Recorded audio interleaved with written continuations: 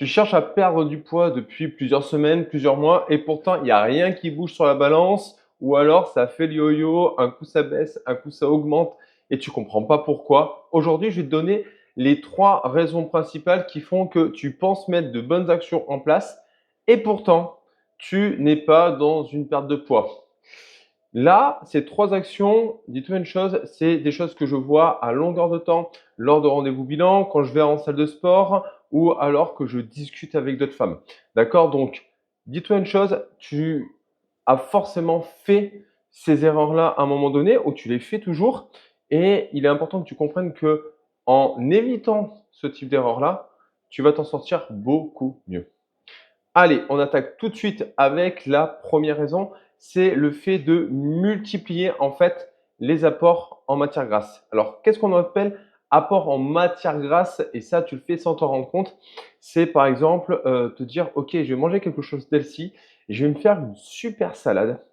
Et en fait, dans la salade, je vais mettre un bon filet d'huile d'olive, de la feta, des noix pour le côté croquant. Je vais me rajouter peut-être quelques petits lardons, question d'avoir un peu de goût et un peu de salé. Et avec ça, on va manger un avocat. Et là, en fait, tu te retrouves avec une bombe calorique ou la salade qui est très bien, qui est tout à fait healthy. En fait, tu te retrouves avec une salade qui fait 1500 calories parce que sans t'en rendre compte, en fait, tu as multiplié les apports en matière grasse. Alors, il faut savoir une chose, c'est que les lipides, c'est le macronutriment qui apporte le plus de calories. D'accord? On est à 9 calories par gramme. Donc, pour te donner une ordre d'idée, une cuillère à soupe d'huile, d'accord, peu importe l'huile, tu es déjà à 90 calories.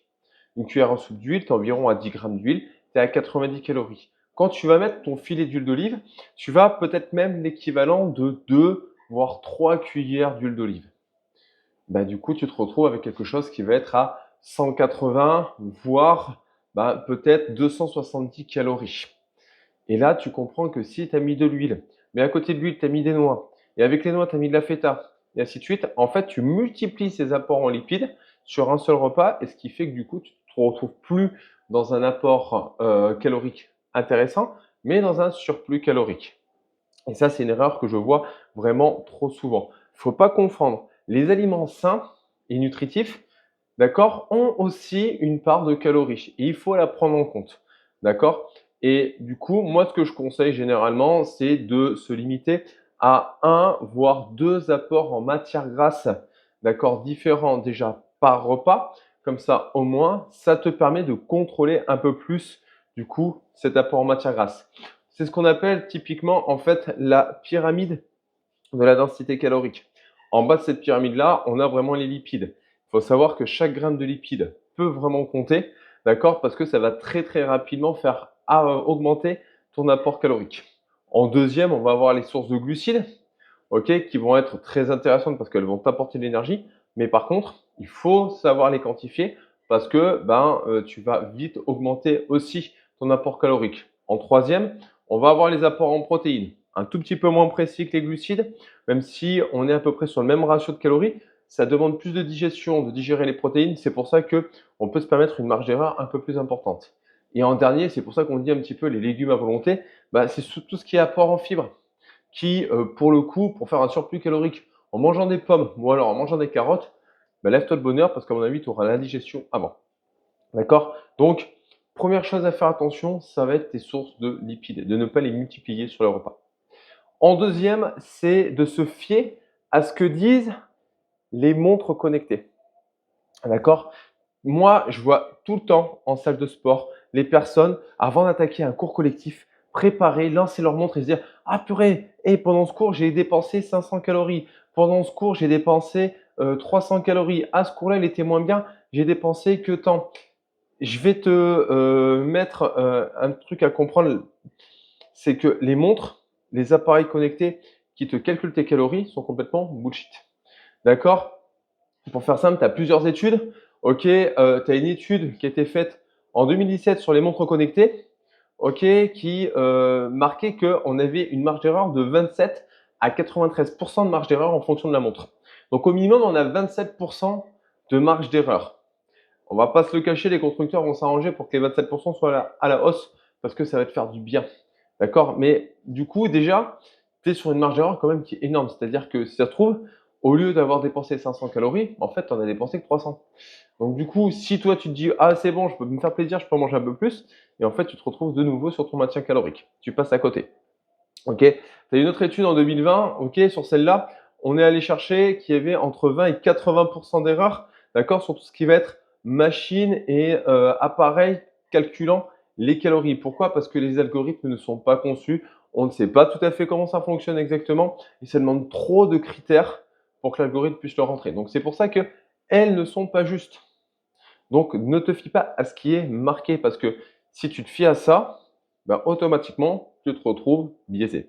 Moi, ce que je conseille à mes coachés la plupart du temps, c'est très simple, c'est qu'on prépare du coup la dépense calorique sur la semaine et on vient diviser par 7 pour avoir une dépense calorique sur la journée, tout simplement. Donc, tu ne prends pas en compte le fait que tu te dépenses ou pas aujourd'hui pour manger, simplement, tu sais que en moyenne, sur la semaine, tu vas devoir être à peu près à cette fourchette-là de calories pour être dans ton déficit calorique. Et c'est beaucoup plus simple à mettre en place que se prendre la tête en disant aujourd'hui j'ai fait du sport donc je peux manger, hier j'ai pas fait de sport donc du coup pas de glucides machin. Non, à un moment donné c'est bullshit et ton corps ne réagit pas de cette manière. Déjà, mange si tu as faim, ça c'est la première chose. Et en deux, à un moment donné, ne te fie pas à ce qui est marqué, d'accord, sur les calculs caloriques, mais fie-toi simplement à un calcul de métabolisme de base et une dépense calorique que tu fais naturellement durant la journée. Ce sera beaucoup plus simple et beaucoup plus précis. Et en plus, ça te prendra moins la tête. En trois, c'est de faire des diètes ultra restrictives, d'accord? De retomber dans on fait un truc hyper carré du début à la fin. Pourquoi en fait cette méthode-là ne fonctionne pas? Parce que tout simplement, elle n'est pas viable sur le long terme. Et donc du coup, elle entraîne des choses comme des compulsions, comme des pertes de contrôle complet au niveau de ses sensations alimentaires, mais aussi de sa régulation alimentaire. Et à la sortie, on se retrouve avec des effets yo-yo, des reprises de poids, parce qu'à un moment donné, on n'est pas fait pour être quelque chose de vraiment très très très carré. Ok, c'est pas possible dans notre société actuellement de réguler tout de A à Z. Alors, tu peux le faire de manière temporaire, d'accord? Quand tu es sur un objectif sportif, par exemple, d'accord? Comme moi, je faisais de la boxe ou alors des collègues qui font du bodybuilding, on peut se permettre d'avoir des diètes très carrées parce qu'on doit rentrer dans une certaine catégorie de poids, on doit être dans un certain archétype. Il faut savoir une chose, c'est que ce que l'on fait là, on ne le tient pas sur toute notre vie. Ce que l'on fait là, on le met en place de manière temporaire par rapport à un objectif. Moi, personnellement, quand je devais être en moins de 69 kg en boxe, je faisais quelque chose qui était extrêmement restrictif pour être en dessous des 69. Par contre, une fois que ma pesée était faite, la première chose que je faisais, c'était de me jeter sur des gnocchis, sur des pommes dauphines, sur des chips, parce que en fait, je m'étais tellement restreint pendant un temps que du coup, mon cerveau ne m'en est qu'une chose. Ok, c'est bon, tu as ton objectif, c'est fait. Maintenant, on lâche tout. Donc, tu peux bien comprendre que toi, tu ne peux pas utiliser cette méthode-là pour réussir à perdre du poids parce que le problème, c'est que ce poids-là, tu ne le perdras pas de manière régulière et tu ne le perdras pas de manière logique. Ok? Parce que moi, j'étais à en dessous de 69 kilos pendant mes compétitions. Mais après ma compétition, une fois que mon poids était passé, que je m'étais pesé, mais j'étais plus à 69. Je devais être à 70, 71, 72. Et je m'en battais les steaks, en fait.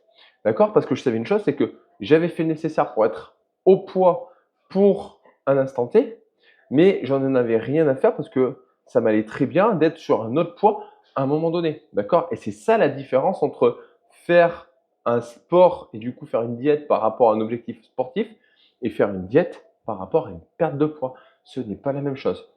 Donc voilà.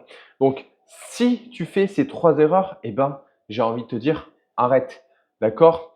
Moi, très sincèrement, c'est pas, on va dire, c'est pas en voulant bien faire que tu vas réussir à perdre du poids, c'est en faisant quelque chose qui va être aligné avec qui tu es, avec ce que tu veux renvoyer et comment tu veux vivre de manière générale. Ok?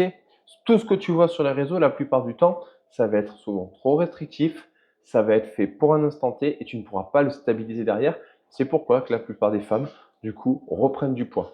C'est pour ça que moi, la plupart des femmes, je dirais même 100% des femmes qui ont cherché à perdre du poids, qui sont rentrées dans mon accompagnement, ont fait d'autres régimes, d'autres choses avant et n'ont pas réussi.